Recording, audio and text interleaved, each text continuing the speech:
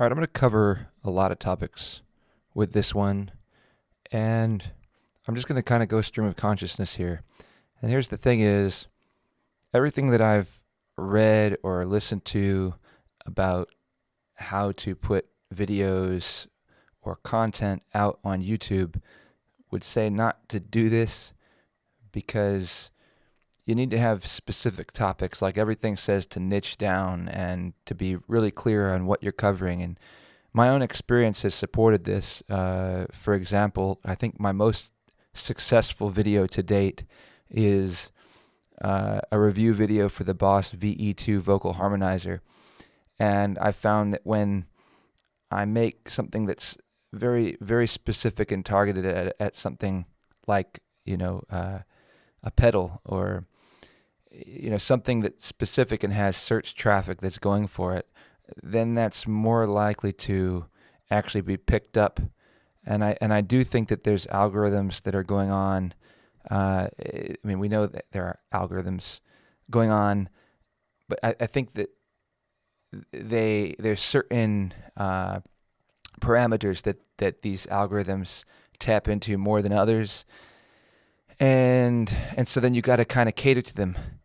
But then that means you can't really just speak authentically. You can't really just say things the way that you would say things. You got to say things with thought to what the algorithm is likely to do or to respond to carry your message. Because if the algorithm doesn't like it, then your message won't be delivered. And so that's part of the reason why I tend not to, I haven't hardly made a post on Facebook or anything on social media for, 6 months or something. Like every once in a while I'll throw something out there, but I thought maybe I'd focus more on just YouTube, but these days, I guess, suffice it to say, and we'll transition here into, I've been making more of a push to just get out and get off the internet. Because I'm tired of playing this internet game. I love the internet in theory, but it's not working for me. Like I have thousands, or I had maybe 1,200 friends, on Facebook, and that's acquaintances or people that I've met for the most part, but a bunch of people that I know well, and my posts weren't even getting to those people, and so then it kind of gets to be what's the point? And so then, and it's really hard to understand what's actually happening because I don't know, is my message getting delivered to these people and then they just don't like it, or is it not getting delivered at all? I have no idea how to interpret that information, whereas when you're talking with somebody, you get constant feedback and you can, negotiate or try to figure things out and refine your communication in real time. You don't get that opportunity so much through the internet. So I'll start there. I'm going to transition into a different part of this video. Like I said, this is going to be an all-encompassing video. Part of what this is a gig week breakdown. Now, I haven't done a gig week breakdown in a little bit, but I have one that happened recently that I wanted to put a segment to, so I'm going to do that now. This is a shout out to anybody out there. If you ever book weddings, private events, corporate events, I do recommend that you have a contract, and I've recently learned that I need to make a revision to the one that I do. And if anybody's interested in looking at the contract that I use, I initially started out with a template that I found online, and I read through, a number of ones, just searching at random. And then I wanted to keep them short because it's like, who wants to read a long contract, and who wants to, especially somebody that's signing a contract for music. Like when you're booking live music for a wedding or event, you don't want to read through long contracts. I just think on some level it's so insane that we have to have contracts for this stuff. Can't people just follow through and do the right thing and work things out? But my recent experience was reminiscent of my first ever experience. The first wedding that I ever was booked for, this was over 10 years ago at this point, was the only other one that went kind of like this. And I'll tell that story another time. But for this one, the thing that I needed to revise is that when people when the wedding party or the other party that's in the contract wants to change the terms of the contract, it must be agreed upon and approved. And if they insist on me, the vendor, or me, the musician, doing something different than what's in the contract, then I have the right to cancel and retain the deposit. And I need to include that in the contract because it ended up being a position where this not having that held me hostage, because I couldn't cancel, and so I had to leave this date in flux, all well knowing in all likelihood it's not going to happen. But on the other hand, they might try to play some weird mental games. But essentially what happened is I was booked for a wedding, I think a weekend ago, or 2 weekends ago, and they booked me for my one-man band act, the Noah and the Space Ark, and also do DJing. And then they started doing what's called creep scope, where they keep increasing what they want from you. And now I included some of the creep scope in the contract that we wrote up, but initially what we discussed is just I was going to do entertainment, live music, the one-man band, the Noah and the Space Ark, at the ceremony, and that's it. Then later they wanted me to do the reception. Sorry, Noah and the Space Ark, live music at the reception, and that's it. And the DJ at the reception. And then later they wanted me to do the ceremony. And so I agreed to do that. Now, initially I quoted them something very low because the Noah and the Space Ark one-man band DJ thing is something that's very new that I'm just trying to get experience with. And so it's not something that I feel, 110% confidence with like I do with my solo acoustic. I know I'm going to provide excellent value. I'm going to go above and beyond, exceed expectations every time with the solo acoustic stuff that I do. And so I know that whatever I'm being paid, the client is going to be happy with that. Whereas with the Noah and the Space Ark DJing aspect and MCing aspect of things, it's newer, and so in an effort to get that experience that I need, I am happy to take lower price points and just take on even the extra work of the ceremony in order to get the opportunity to do that. This was all explained up front, and then 5 days before the wedding, the planner comes to me, who wasn't the person that I initially negotiated with, and says, no Space Ark. And then they don't want live music. And so I said, it's in the contract that I'm there. I'm going to be performing live music at the reception. If this is the route that you guys are going, then I wouldn't do the wedding. And then they said that I canceled, even though I never said that I canceled. And then they started threatening me. They started threatening that they would contact this person that they knew that I knew and tell me what a bad professional I was, and that they were going to try to sabotage me in ways, and spread it through their community and their circles, and that I now have the ill will of a very reputable and successful wedding planner and also a realtor in Charleston. And it's just kind of crazy that you got to deal with this stuff. And fortunately, through almost 10 years of doing this, I haven't hardly experienced this at all. And the irony too is, they might actually be in the hot seat more than I am. I don't know. Maybe they're more established than I am, but it's just wild. So all that to say, it would be wise to have in your contracts, when you experience these kinds of things, make adjustments. But I would recommend putting something in there that if any changes are attempted to be made, that you put it in your contract that they cannot force you or insist that you make those changes. And if they do, and they're saying you have to do this, then you have every right to cancel and retain the deposit. Because they're doing this to me 5 days before the event. I can't replace the work. I already turned down like 2 or 3 other opportunities to be able to stay available for their event. And then they started telling me all these lies, saying that I was canceling and I was insisting on playing live music, when I was just saying, this is what our contract says, this is what we agreed, that's what I'm willing to do. So And I explained it to them multiple times on the phone, to the planner, to everyone. And then they stopped taking my calls and just went off the deep end.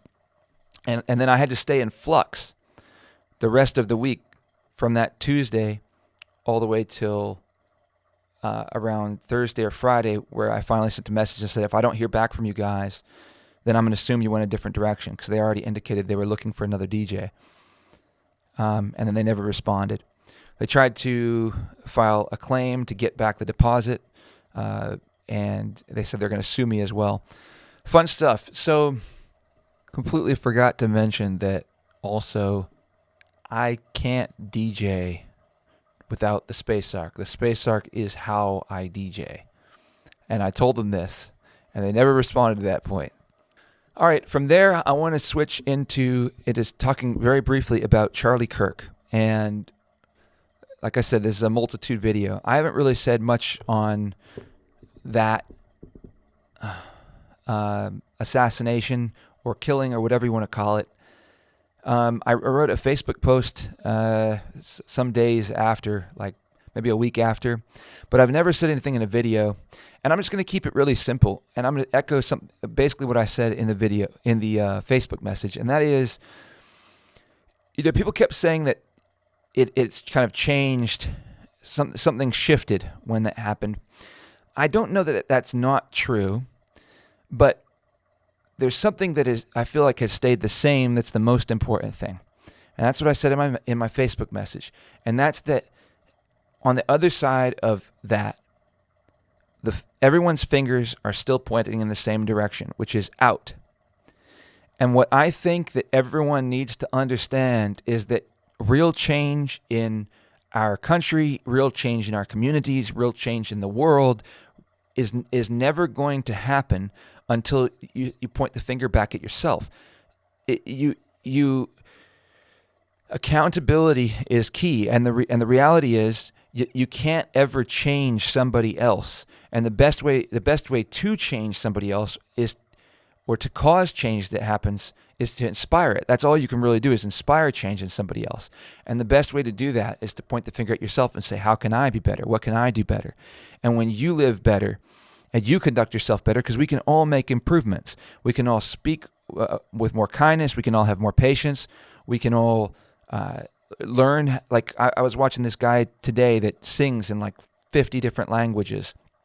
And, that's a serious effort and undertaking to make, to try to connect with people of different ways of thinking. And the reality is, all these people that exist in all these different cultures, they just have different histories. They just have different mindsets. They have different things that are shaping how they're seeing the world. But we're all the same. We're all people. You could see that humanity is exactly the same. They experience all the same emotions. They experience all the same spiritual experiences. And I feel like most people, on some level, you know this. And so, as ridiculous as some people's behaviors are, if you're a Christian, and I don't know that I necessarily believe in Jesus or the Christian God. I don't know. I just don't know. I'm not opposed to it, but I don't know. And what I would say is, what I do like a lot of what it teaches, and I think one of the best things is love your neighbor. And people have a really hard time understanding that, because not love your neighbor, love your enemy. Love your enemy. People have a hard time understanding that. What it means to love your enemy isn't to be a coward. It isn't to be a pushover. It isn't to be weak. To love your enemy is to be strong, but never lose sight of the humanity in your enemy. And that no matter how much pain and hurt and damage they try to cause you, you don't lose that piece of yourself. You don't lose your heart. You don't lose that connection to the divine. You don't lose that connection to the God that's within your enemy. The opportunity for redemption that exists even within those that have allowed themselves to be corrupted by evil motivations or the spirit of evil, evil spirits like greed, like gluttony, like anger or wrath, like envy, which we all allow ourselves to be corrupted by those things. And so if we're not able to see that's what is called for between all of us, to love our enemies. And to some degree, we're all each other's enemies whenever we choose to be driven and accept our vessel to be piloted by one of the seven deadly sins, or multiple of the seven deadly sins. And so, as this relates to the Charlie Kirk thing, I just think on the other side of it, people were shocked by sort of the people reviling in or celebrating his Charlie's death, and that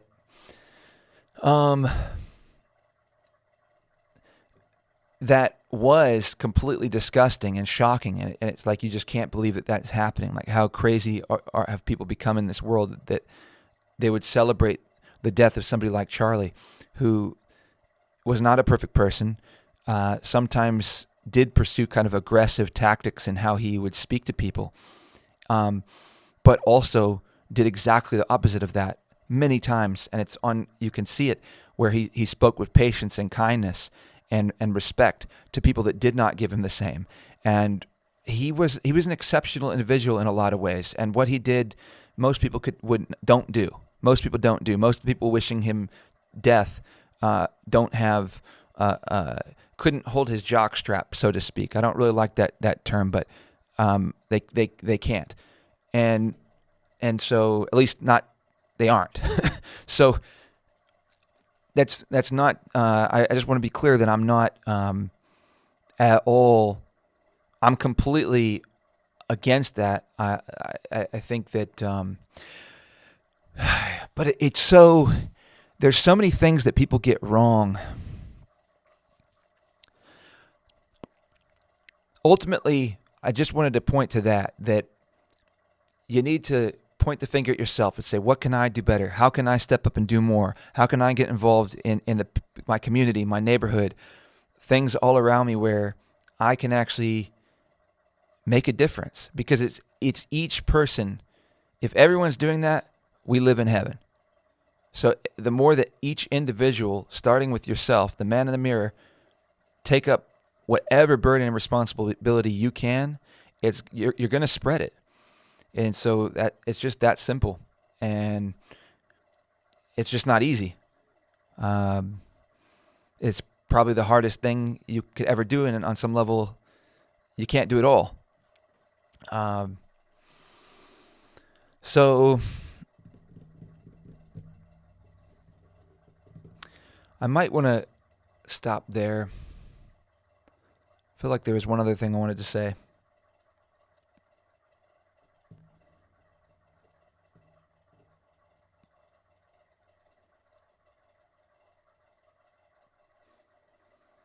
My air conditioner is like draining itself.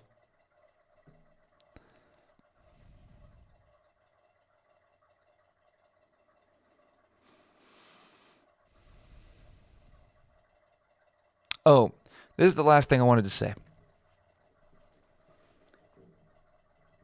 So many people come out and they say, I condemn political violence. I condemn all violence. And they say it on both sides, right? And I just think it's silly, because here's the thing is, like, on some level, I can't condemn all violence. And because I don't think it's real. I don't think that these people that are saying they condemn all political violence, or they condemn, I don't think that they're really thinking through what they're saying. And they're not really thinking it through. They're saying what they think is what politically correct. They're saying what they think won't offend or doesn't cross a line that you can't cross. But here's the thing is, I think in this world, it's all a bunch of gray. It's all different shades of gray. And you can't hardly ever draw a hard line that can't be challenged by things that happen in the world. Any principle that you try to hold is going to get challenged somewhere along the way. and it's going to get to be shown that you can't hold that principle. There's always an exception. It's the easiest way to make the argument is when it comes to something as heinous as we would describe murder. It's wrong to kill somebody, but we all agree that in self-defense it's okay, which essentially that means when you decide that something is self-defense, and where does it become self-defense? Aren't there tons of situations where it would be really iffy whether or not it's self-defense or not, where somebody loses their temper because they were attacked, but you can't draw perfect lines, and you ultimately have to just try to do what you think is right. And I think ultimately it comes down to there's something inside you, a conscience, a spirit, the Spirit of God that lets you know. And you just got to listen to that.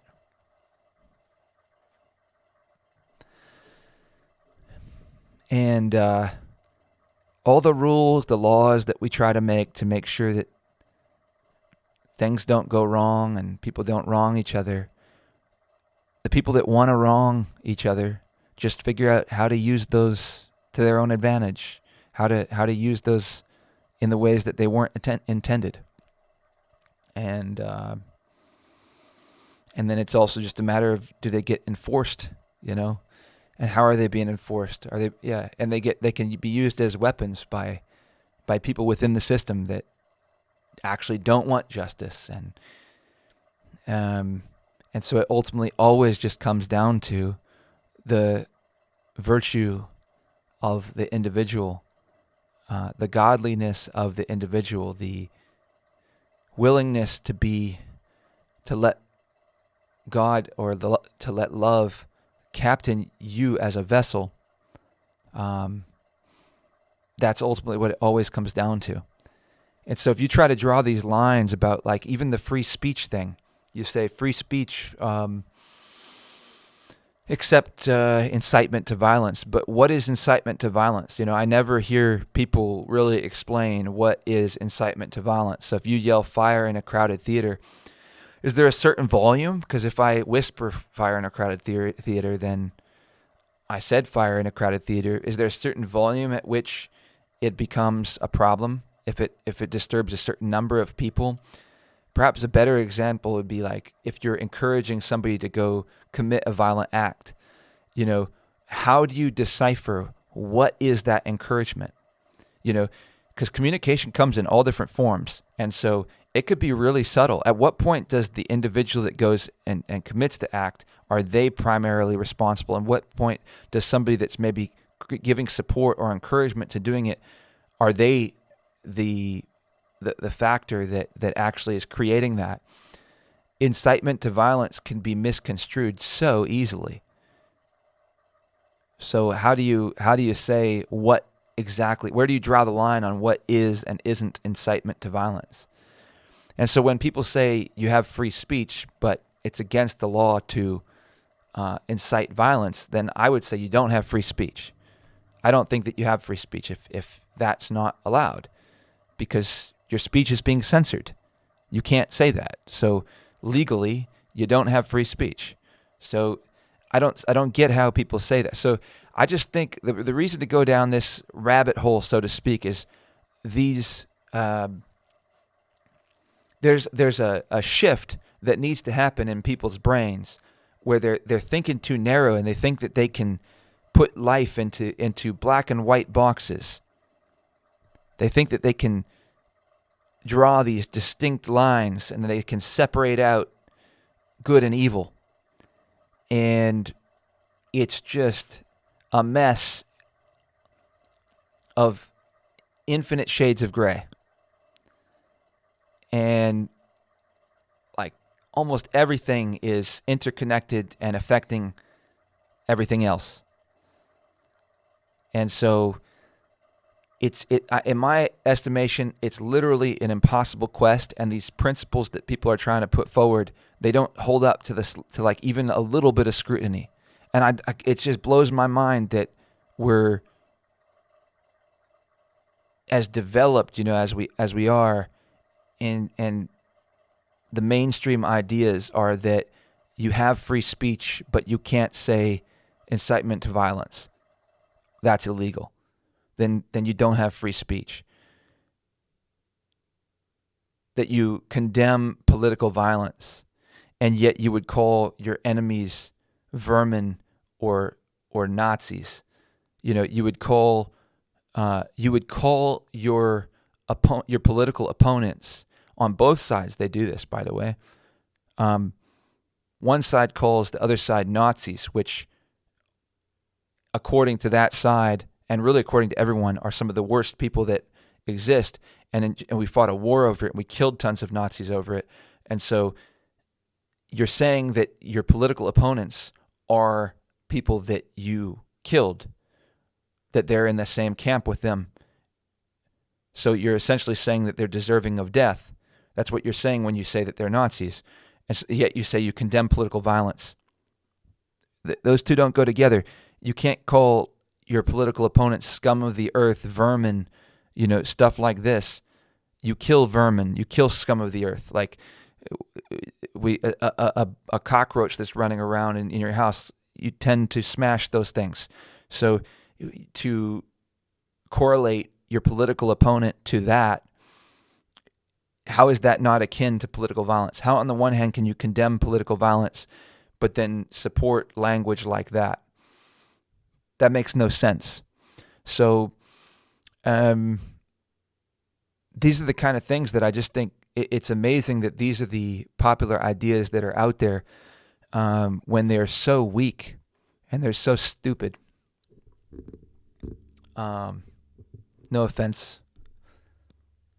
Just getting kind of sick of it.